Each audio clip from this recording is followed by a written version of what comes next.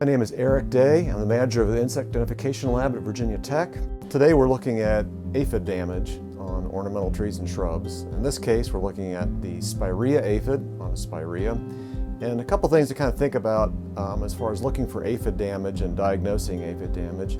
One is on the tops of the leaves, we're seeing a yellowing and smaller leaves, and that is one of the early signs of aphid damage because they're a physiologic pest. They're feeding on the sap and kind of causing a drain on the plant.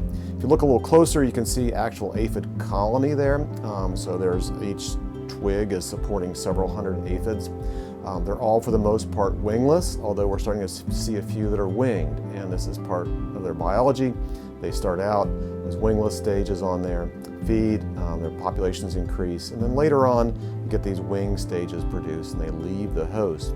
Also on this, we're seeing some biological control taking place. We're seeing a syrphid fly, a little kind of brown maggot crawling around eating aphids. There's also a lady beetle, good old multicolored Asian lady beetle, the same one that gets in houses, as well as we're seeing mummies. These brown aphids are parasitized. So we get a little bit of biological control.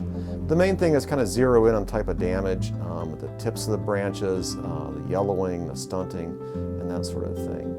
Control is going to be case by case.